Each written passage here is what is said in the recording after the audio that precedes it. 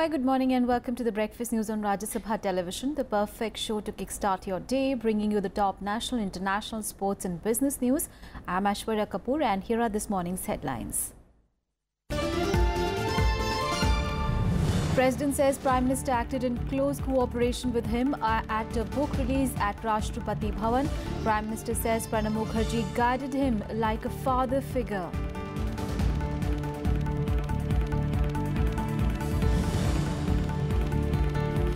India pushes in more troops in non-combative mode in area near Sikkim. Latest standoff, longest impasse between India and the Chinese armies since 1962.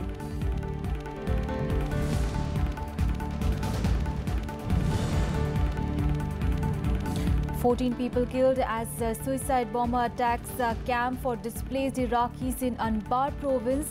Most victims were women and children.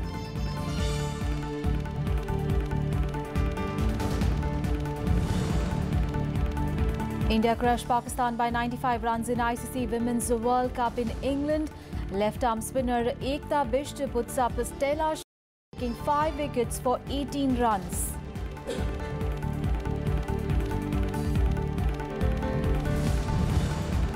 And Wimbledon Championship begins today.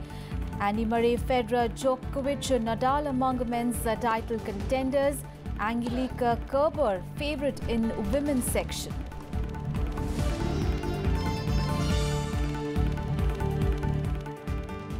Our top story this morning, NDA's presidential nominee Ram Nath Kovind and his rival Meera Kumar would visit Hyderabad this week to drum up support for their candidature from legislatures in Telangana for the 17th of July polls. While Meera Kumar will visit Hyderabad today, Kovind's visit is scheduled for Tuesday. During her day-long visit, Kumar would meet Congress leaders at Gandhi Bhavan, Telangana Congress headquarters as well, followed by a media conference. The former Lok Sabha Speaker will interact with MPs, MLAs and MLCs, left party leaders, senior journalists and intellectuals. After their nomination last month, Kumar and Kovind have been visiting various states as a part of their campaign for the top constitutional post. Kovind, on the other hand, would visit Hyderabad on 4th of July. During the day-long visit, he is expected to meet MPs and MLAs of the ruling TRS, opposition BJP and Telangana TDP. While the TDP is a constituent of the NDA, the TRS has announced support for Kovind's candidature.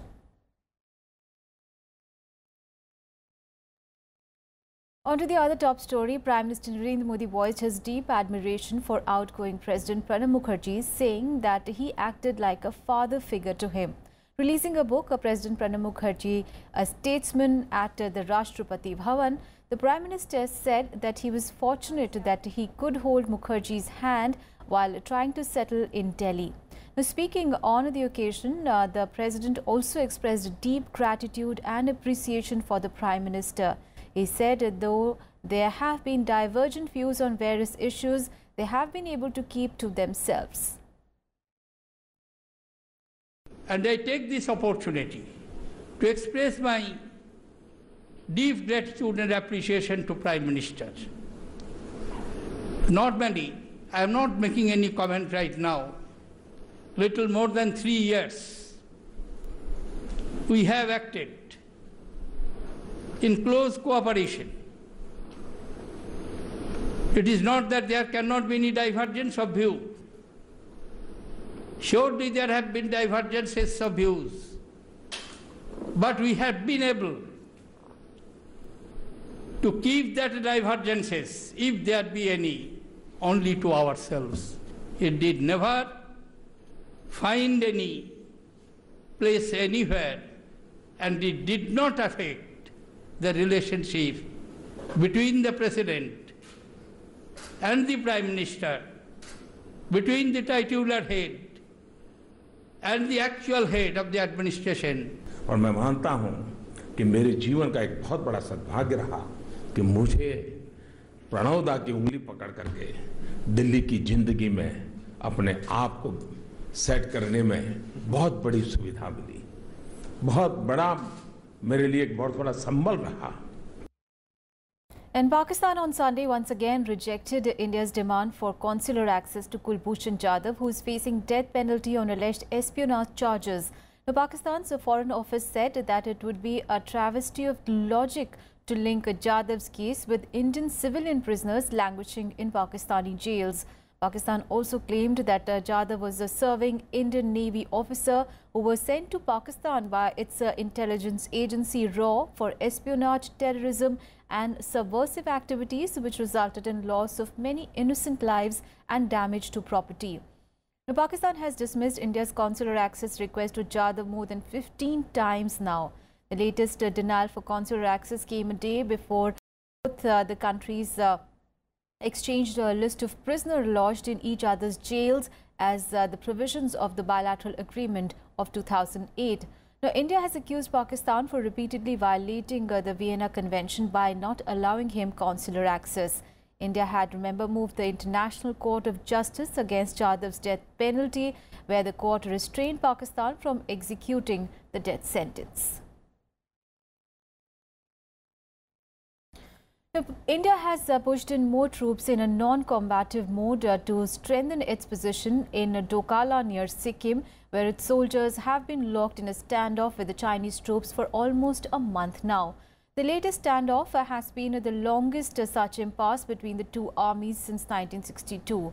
According to sources, India brought in more troops after the destruction of two of its bunkers and aggressive tactics adopted by the Chinese People's Liberation Army. Remember, the PLA on 1st of June had asked the Indian Army to remove the two bunkers set up in 2012 in Dokala, which falls in the vicinity of Indo-Bhutan-Tibet tri-junction. But on 6th of June, two Chinese bulldozers destroyed the bunkers, claiming that the area belonged to China. As a fallout of the standoff, China refused to allow the pilgrims to Kailash Mansarovar via Nathula, describing the move as an indication of increased tempers in Beijing. China, meanwhile, has also increased diplomatic pressure on India and has lodged a protest over the alleged crossing of boundary by the Indian troops in the Sikkim sector. Now, the situation in Darjeeling Hills remains tense but incident-free on the 18th day of the indefinite shutdown on Sunday.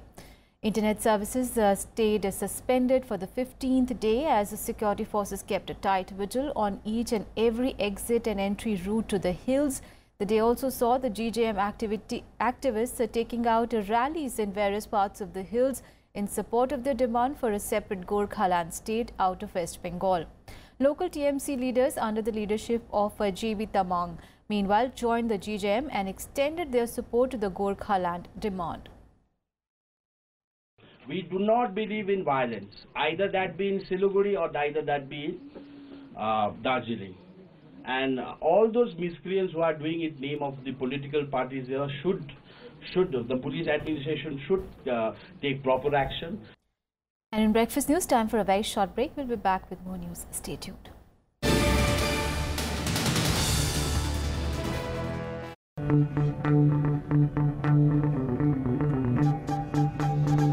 Art arisen from a multi-hued cultural canvas.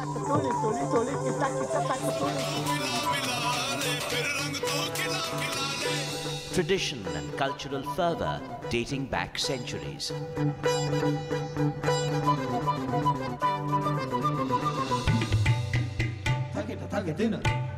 And encircling them all, there's a magic that awes. Embrace your nation's brilliant human warmth.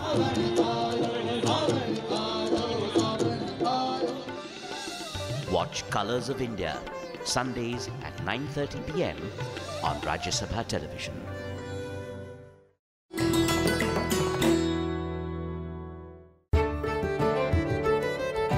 Rajo Ki Baoli, located in Mehroli, is considered the most ornamental of Baolis in the national capital. It was built by Daulat Khan during the reign of Sikandar Lodhi in 1516. Rajo refers to masons who used it. The entire structure is subterranean, so only the topmost story is visible as the visitor approaches.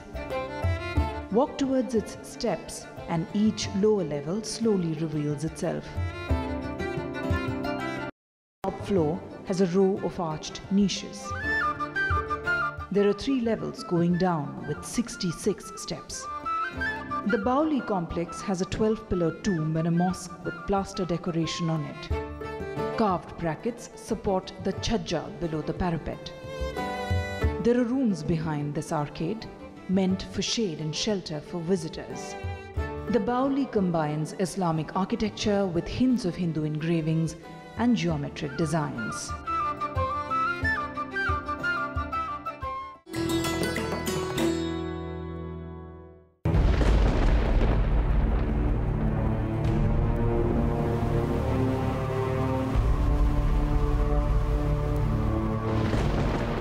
This is Kibutu in Arunachal Pradesh, East Point East on the map of India.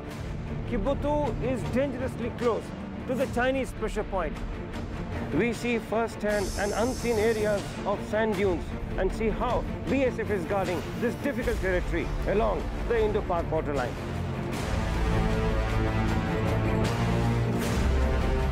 We are now slowly entering into the interior-most parts of the Sarkirik area. Indo-Tibetan Border Police Force justifies each word of this saying. Watch super exclusive episodes of National Security Series only on Rajya Sabha television.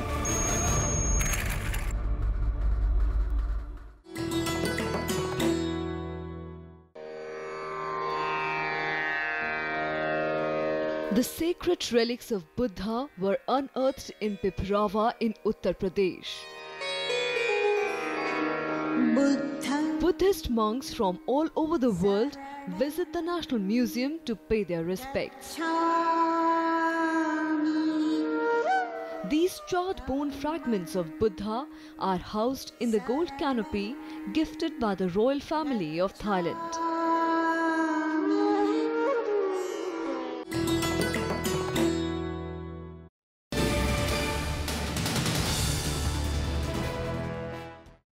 Thanks for staying with us. Now, Union Minister Jitendra Singh has expressed hope that the GST will be implemented in Jammu and Kashmir in the next 3 to 4 days. Now, playing down reports of differences between the BJP and the PDP, he said hiccups are being raised by the opposition for political consideration.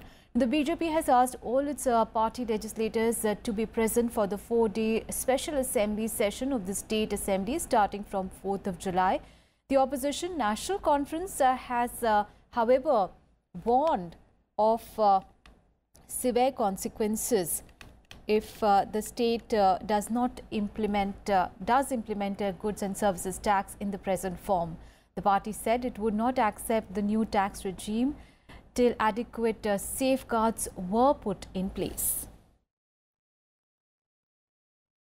GST को लेकर के मुझे लगता है कि जो हमारा मत है वो आपके सामने है और इसमें कोई मतभेद नहीं है। दोनों गठबंधन दलों में पूरी सहमति है और जल्द ही इसका भी कुछ ना कुछ रास्ता निकल आएगा और जीएसटी लागू हो जाएगा। मुझे लगता है कि सभी राजनीतिक दल अब इस बात को समझने लगे हैं कि जीएसटी का होना प्रदेश के हित में है। हम इन मामलात में सब कुछ स्ट्रेट फॉरवर्ड होना चाहिए, मिसलीड करने की कोशिश आवाम को नहीं करनी चाहिए। 13 जून की ऑल पार्टी मीटिंग के बाद हालांकि वहां पे नोकझोंक भी हुई, वहां पे कोई किसी नतीजे पर हम नहीं पहुंचे सिवाय इसके कि हम फिर मिलेंगे और डॉक्यूमेंट साहब को भेजेंगे, इतना हुआ। तो फाइनेंस मिनिस्टर साहब ने प्रेस को बताया था ब्रॉड एग्रीमेंट हो गया जी, this was not a fact. अभी जो मीटिंग हुई 29 को हमने क्लियर किया इस मीटिंग में, जहां तक नेशनल कॉन्फ्रेंस के स्टैंड का ताल्लुक है, ये कंसिस्टेंट रहा है। चाहे मैं एम्पावर्ड कमेटी का मेंबर था, चाहे मैं एम्पावर्ड कमेटी का चेयरमैन था, उस दौरान हमने जो बात की है जीएसटी के बारे में, आज भी वो बात हम कर रहे हैं और इंशाल्लाह कल भी बात हमारी वही होगी। कोई इनकंसिस्टेंसी नहीं है हमारे स्टेट में। Let's get you some more national developments in nationwide. Delhi court has issued a non-bailable warrant against a Kashmiri separatist leader Shabir Shah in an over a decade-old case of money laundering registered against him for alleged terror financing. An arrest warrant was issued in the name of Shah after he failed to appear for questioning despite repeated summons.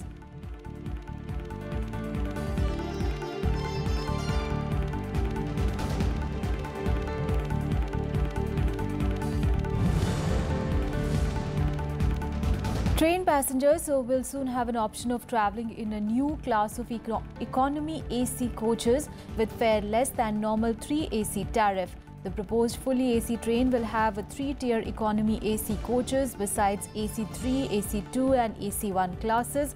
As part of the transformation exercise, an added feature would be automatic doors.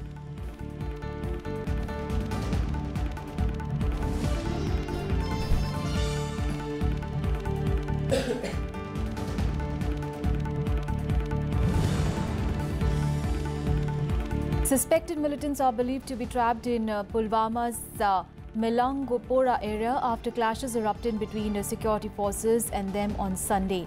Army, police and CRPF have launched a cordon and search operation in the region. The latest development came a day after 2 Lashkar-e-Toiba militants, including Bashir Ahmed Wani and 5 other policemen, were killed in an encounter in Delgaon village of the district on Saturday.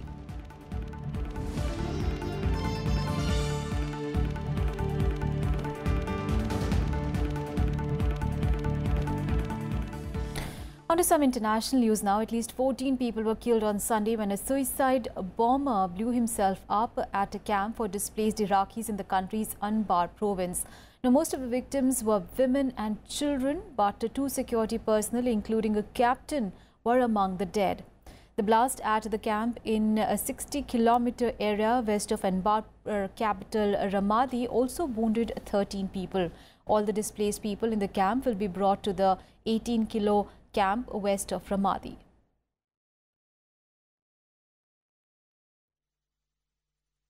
More international news in World Wrap.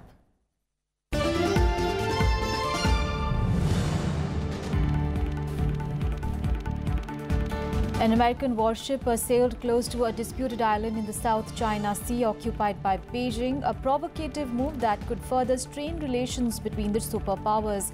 The USS Stetham destroyer passed less than 22 kilometers from tiny Triton Island in the Paracel Islands, which is also claimed by Taiwan and Vietnam. It was the second operation of its kind carried out by the United States since Donald Trump took office.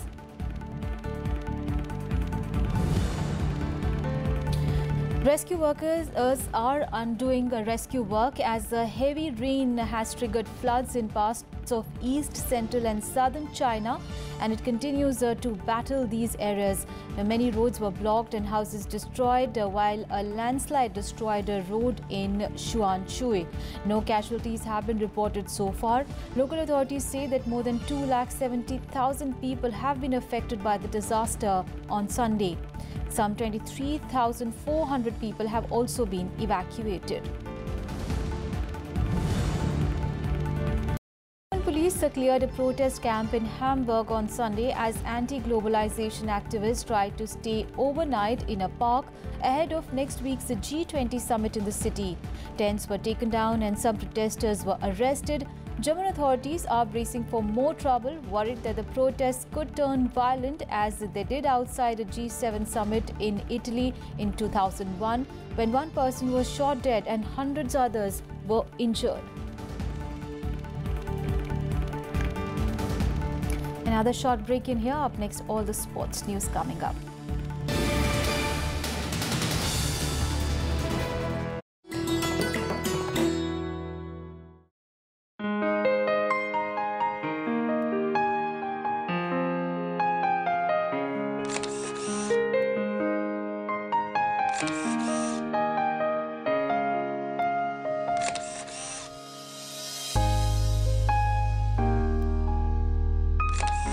Homai Vyarawala, better known by her pseudonym Dalda 13, was India's first woman photojournalist. Vyarawala entered the field of photojournalism in the late 1930s. For nearly 30 years, till she retired in the early 1970s, at the peak of her career, she made a massive impact. Vyarawala clicked some iconic pictures of political and national leaders. Gandhiji, Nehru, Jinnah, Indira Gandhi have been subjects of her vast photographic collection. Prime Minister Nehru, she says, was her favourite. In 2011, Homaye Vyarawala was conferred the Padma Vibhushan, the country's second highest civilian award.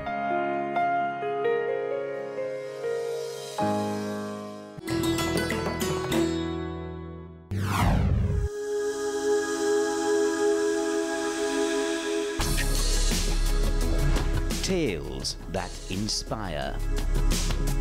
Stories of social change. A salute to diversity.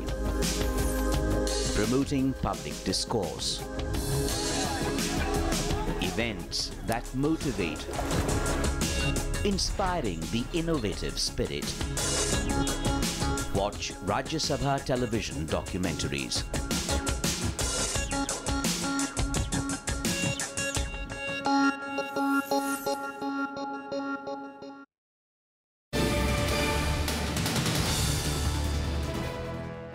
Welcome back. Now, India crushed Pakistan by 95 runs in the ICC Women's World Cup in Derby in England. The left-arm spinner Ekta Bisht came to the fore with a stellar show in the low-scoring encounter.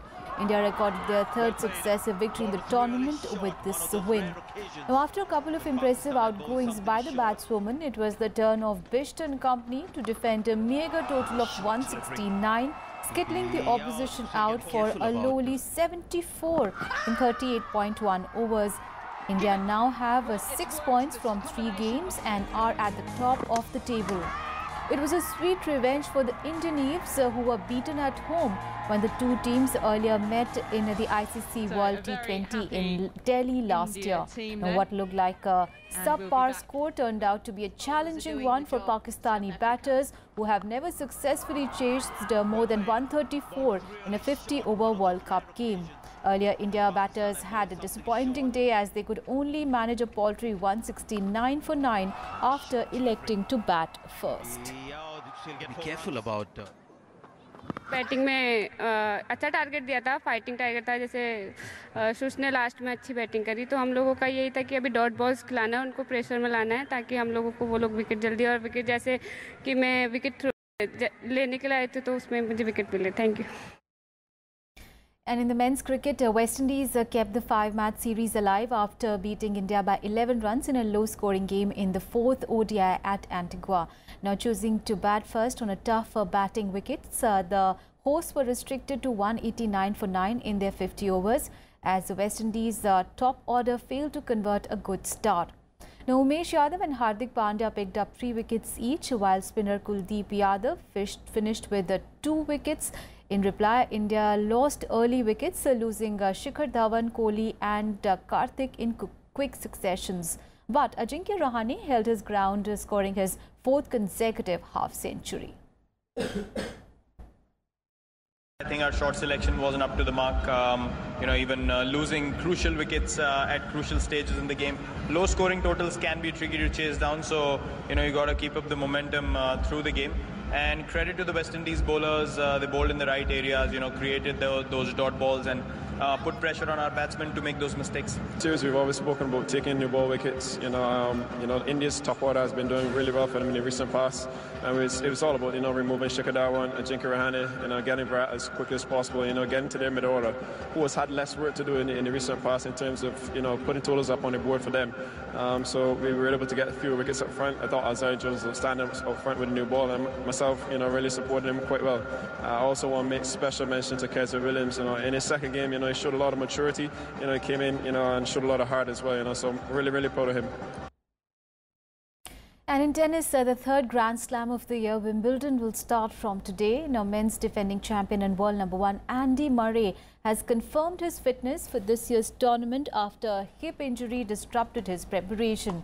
He will open his defense against Alexander Bublik of Kazakhstan. Alongside Andy Murray, the other title contenders are 18 times Grand Slam champion Roger Federer, world #2 Novak Djokovic and French Open winner Rafael Nadal. The women's section, however, will miss the defending champion Serena Williams, who has skipped the tournament as she's pregnant. Now, world #1 Germany's Angelique Kerber is the title favourite, besides Britain's Johanna Konta. Now, 2 times winner Petra Kvitova will also look to challenge for the title after recovering from an attack which threatened her life and left her with an injured left hand. That's all in this edition of news. Thanks for watching. Have a great day ahead.